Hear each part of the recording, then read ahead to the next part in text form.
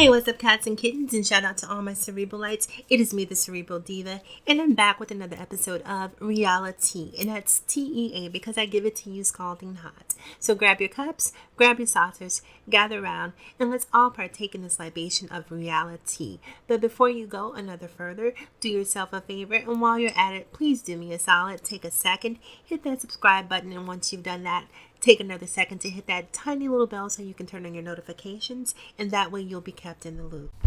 Okay, so let's dive right in and let's talk about season 6 of Black Ink Crew. Now, I had a couple of days off, you guys, so I binge watched all 4 episodes of season 6, which was a lot emotionally for me. The last 2 episodes in particular with Sky and her sons were just, it was pretty emotionally draining. It's a lot like the show Tamar and Vince in the sense that it's real reality TV, where some of the scenes that I found myself watching, I felt almost like a voyeur. Like, I don't know if I have the right to watch this. I don't know if I should be privy to this information. This is the type of emotion I feel like that should be kept within the family. It was just, if you haven't seen these 2 episodes, the last 2 episodes, I implore you to go watch them because I don't know, it was really powerful. It was really sad. There's just a lot of emotion wrapped up in those 2 episodes. So before we talk about Sky and her sons, I do want to talk a little bit about the other characters on the show, the other players on the show. First of all, shout out to Puma and Sassy. I have no idea where they are. Obviously, we know that they've been having beef with Caesar and Duchess, but it'd be nice to see them back on the show. I miss their presence on the show. In addition to them being MIA, also O-Ish is gone. You know, there's been no word on what happened, why he's gone. If you know where O-Ish is, please comment below. So much of last season, season 5, centered around O-Ish and his wife. I believe her name was Nikki, if I'm not mistaken. And this illegitimate child that she had or didn't have. And so it's really interesting that they just sort of disappeared into the ether, and there's really been no mention of what happened with them. So if you know what happened, please comment below. So having said that, I want to talk a little bit about Donna. Donna has probably been one of my favorite people on the show. And one of the reasons I love Donna so much is that Donna is one of those people who doesn't feel compelled to wear a mask. She's unapologetically Donna, and I love that. I love people who don't feel compelled to hide who they are. So Donna, you know, she's unapologetic about her sexuality, about her sexual liberation, about her appearance, things that most women, myself included, would feel compelled to suppress or to deny. Donna, you know, she stands firm in her truth, and I love that because it gives me an opportunity to sort of live vicariously through her, because I doubt that I could ever be that type of woman, but I love seeing other women who are that comfortable enough with being themselves. So, but in season 6 so far, to me, Donna's actually turned into a little bit of a bully. Like, I don't know, there's just something about the way, it's like she has a vendetta against Melody. Now, maybe something happened that we're not privy to that's sort of causing this contention between the 2 of them. But Donna certainly seems to be antagonizing Melody for some reason. And during this season, I hope I'm not giving away too much information. If you're listening to a review, then obviously hopefully you've watched the episodes. $10,000 comes up missing from the 113 shop, the original Black Ink shop. Now, that happens to coincide with Melody being approximately $30,000 in debt with the IRS. Melody is so broke that she and her husband and her child have essentially had to resort to tiny living. Like, they're living in an RV to save money in order to repay the debt to the IRS, the $30,000 that she's owed. So because the $10,000 is missing, and because Melody owed $30,000, Donna essentially puts 2 and 2 together and says, well, if it's missing, more than likely Melody's the culprit. Ultimately, this leads Melody to have an emotional breakdown because she doesn't feel supported by the members of Black Ink Crew, so she walks out the shop and quits. Now, if you're like me, more than likely you're side-eyeing that her quitting. You know, chances are she'll be back because they always come back. So I don't know. This season Donna is really rubbing me the wrong way. We see a lot of drama happening between her and her ex husband Maxwell and his family. She mazes his sister, which was absolutely hilarious. Which was hilarious. She mazes his sister during a party at Black Ink Crew. Then we see Caesar down in Atlanta, sort of being Caesar, and at, at some point we all know we have Black Ink Crew, we have Black Ink Crew Chicago, and inevitably we're going to have Black Ink Crew Atlanta. It's coming, and Sky is going to be the star of that show. They're really setting Sky up to have her own spinoff show. We see it. I see it happening. I don't know if you guys see it happening, but this is what's going to happen. Sky is going to have Black Ink Crew Atlanta. They're building a whole cast around her, a whole cast of characters, which I think could actually work for Sky, and which makes me excited for Sky. Because I'll say this, right? Um, Sky was my original Donna. Before Donna came onto the show, Sky was the girl she was sort of the underdog, that who was unapologetically herself, who I was rooting for. And it's nice to see her sort of come up on the show and have all of these opportunities. So I'm grateful for that. But I will say this, having seen her come up, the more she's gotten, the less I like her. Um, I'm watching her change into a different person, and I guess because there's a difference between growth and change. You can grow, but change your essential character, the person who you are, should never change. If you're a good person, you should be a good person throughout whatever opportunities life presents you with. So to me, that's change. Growth is different. Growth is expanding your opportunities, being able to do things that you haven't been able to do. To me, those two things are mutually exclusive. So Sky, I see growth, but I also see change. I see her changing into a different person that I don't necessarily like either. It's kind of the same thing that happened with Nene Leakes. Like when the Real Housewives of Atlanta first started, I used to love Nene Leakes. Over time, I saw her change as she got money and success. Then her disposition shifted, and that caused me not to like her as much as I used to. I don't know. I just think I like humility. I like people who are genuinely good people. And so, if the money changes you, to me, that says that you weren't a good person. You were just humble because you were broke and waiting for an opportunity to let your true self show. So, anyhow, so it looks like Sky is going to get a show in Atlanta. I'm sure that's going to happen at some point, which it'll be really interesting. But for me, the one thing I don't like about Sky is that it feels like she feels compelled to be this character, really loud and obnoxious, and jumping on people, and just like take it down a notch. It just sometimes it's too much for me. So anyhow, she's in Atlanta. Caesar's in Atlanta. The two of them are living. They're sharing a house together. Sky has this really really nice house that she's living in. Caesar's living in the basement and pretty much sleeping with anything that moves. He's being Caesar, which Teddy called him on his promiscuity, saying he's really hurt by losing Duchess. And it's funny that Teddy said that because when I see that behavior, that's exactly what I thought. Like, he likes to pretend like he doesn't miss Duchess, but he does miss Duchess. That's why he's acting out.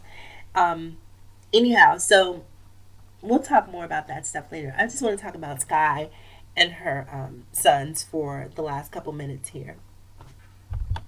The thing about this, now, most of you who watch this show knows that Sky has two sons that she gave up for adoption. I think they're about maybe a year apart. I think one is 19 and one is 18, 17 or 18, but they're really close in age. We call them Irish twins. Um, so she gave the two sons up for adoption, and she's been talking about the sons, for maybe the past couple of seasons about wanting to reunite with her sons. And then recently we saw the older son, Genesis, appear on ThisIs50.com during an interview where he talks about his mother, how she hasn't been there for him, and how her antics on TV have really caused a lot of drama and upheaval in his life, especially being that he was incarcerated, and how the men that he was incarcerated with would be, sort of objectifying her, and that made him have to fight a lot in jail. And so it he is he's very angry at Sky. And rightfully so. I think that he has a right to harbor some anger and some resentment towards his mother. Um, and we see all of that play out on TV. So the first son, I can't think of the first son's name. Really, really handsome young man, sweet guy. Sky goes to meet him. He's really welcoming. He's really warm. I mean, he's the son that every mother would want. He's forgiving. He doesn't hold sort of any grudges against her. You know, he's like, I understand why you did what you did. Thank you for that. You know, the only thing that matters is that you're here now. And I mean, I don't know, whatever this young man is made of, they should bottle that and sell it to everyone because he is just a fantastic human being. And so seeing that scene is just like, wow, he's just, I don't know. I mean, I wanted to hug him through the TV screen. And so he's just such a sweet, he was so sweet and so welcoming. Now, on the flip side of that, she goes to meet Genesis. And when she goes to meet Genesis, first of all, he's reluctant. He doesn't want to meet her. And they call him several times, and he keeps saying that he doesn't want to meet her. And I think that was mistake number one. If he says no, then let it be no. I think that what Sky should have done was said, okay, well, I understand that you're not ready to meet. However, here's my number. You know, when you feel like you're ready to take that step, then we'll take that step. But what I'm not going to do is force you. Because it feels like to me like they're forcing the timeline of Sky to meet her sons to coincide with filming and production. And that to me is why the whole situation went left. So anyhow, her two sons reside in Texas, Dallas, Texas, I think. So we see a scene where Sky gets dressed. She goes to meet the son. She's sitting in the restaurant and she's waiting for the son to arrive. And you can see the nerves are all over her face. So the son walks in, and when he walks in, he's already on 10. He's ready to take off as soon as he walks through the door.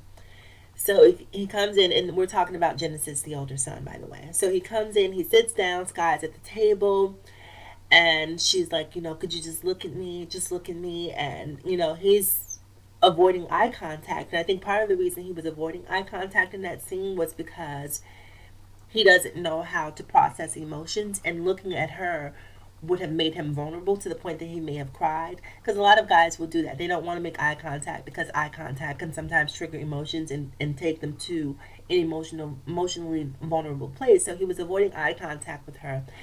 And so she keeps pleading, please look at me, please look at me. And then she goes on this tangent where she's, you know, I'm sorry, I didn't have money. You know, I wasn't making money on here. I wasn't doing this. You know, they weren't paying me. I just started getting money on the show, which I believed. You know, she was essentially trying to let her son know that, you know, it wasn't that I wasn't sending you money because I had money and I wasn't giving you money. I was on TV, but I wasn't being compensated for it, essentially was what she was trying to convey to him. So as she's trying to explain herself to him, I'm watching the TV and I'm just saying, shut up. Just shut up. You know, because at that point, I feel like she shouldn't have been talking. She should have been listening. Just be quiet. Give him an opportunity to speak. Let him control the dynamic of this conversation. This isn't your opportunity. You made the choice to give the kids up for adoption, and I'm not judging you for that. But I'm simply saying, if he was forced to come here, forced to be on TV, forced to deal with all of the things that he hasn't really had any control over. He's been and that's, you know, one of the things I hear a lot of people know. Oh, he's out of control. He's out of control. Yes, he's out of control. He's out of control because he's been out of control of pretty much every aspect of his life. You know, he hasn't been able to choose where he lived. He hasn't been able to choose, you know, how his life is exposed on TV. He doesn't get to choose a lot in his life. So being out of control is sort of a reoccurring theme for this young man's life. So when people are being critical of him for being out of control, he's angry and he's hurt, and people process that differently. And the one thing I think people have to realize is that you don't get to control how another person responds to the way that you've hurt them. He's hurt by his mother's actions. Now, is Guy responsible for him being in jail and having to deal with what his fellow inmates were seeing on TV? Absolutely not. She's not responsible for that. But at this point now, like even when she went to go see the younger son, I try not to be a judgmental person, but I felt like she was dressed inappropriately. I felt like she could have been a little bit more demure in her appearance, just for the sake. She went to go see this football game, and it looks like, like, put Sky on the shelf just for now, and be a mom for a little bit. Give your son a chance to acclimate to who you've become. And to me, sometimes it feels like she's more concerned with being Sky than necessarily being a mom. If you're going to try to integrate these boys back into your life, then that's going to require you to make some changes. You can't expect for them to just adapt to who you are without you having to sort of bend to accommodate who they are. They're young men. Men are protective of their moms, their sisters, their daughters. So they don't want their mom to be sexually objectified. So for you to come to his game dressed like that, for you to show up to the house to meet your youngest son dressed like that, I just felt like it was inappropriate. Now, some people may judge me for saying that, but I'm sorry, that's how I feel. I felt like she could have toned it down just a little bit. So, anyhow, Sky and Genesis are sitting at the table, and he stands up to, I don't know if he was swatting at her or smacking her purse off the table, but he stood up, and I mean, it went haywire from that point.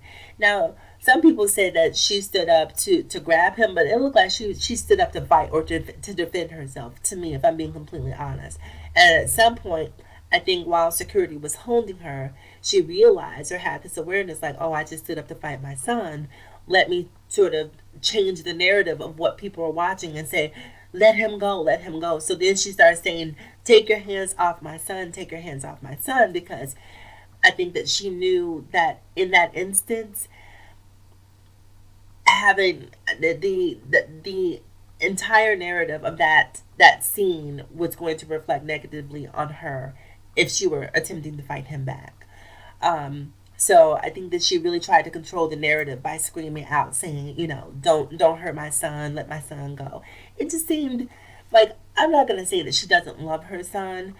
Um, I'm just going to say she doesn't know the man that he's become. She doesn't know the man. She doesn't know his struggles. So I don't feel like she's necessarily as emotionally connected to her son as she wants us to believe. Maybe she's emotionally connected to the son that she gave up. But this man who showed up, she doesn't necessarily feel that same emotional connection to, because he certainly doesn't feel it for her. Um, I think that if Sky were smart, she would stay away from Genesis on TV. I think that even the younger son, she just shouldn't have them on TV right now. Focus on building those relationships, give them an opportunity to heal, give those relationships the opportunity to grow. And then if they want to be on TV, if they want to be involved, give them that opportunity. But right now, be a mom, and no, you don't have to be a mom on television. You can come back and give us a synopsis of what's happening, but I don't feel like we necessarily have to be privy to it. Anyhow, you guys, that's my take on it. And I know I said it was going to be short, but apparently I went a little longer than I anticipated. So I'm interested to hear what you guys have to say. So make sure you comment below. And that concludes this episode. So remember to like, comment, subscribe, and please share if you feel so inclined. Remember to follow me across all social media platforms: Facebook, Instagram, Snapchat, and Twitter. Also remember, it is better to be pissed off than it is to be pissed on. And it's always, in closing, people, remember to live better, love harder, and think smarter. It is me, the Cerebral Diva. I will talk to you guys again soon. Have a great day, and as always, thank you for listening.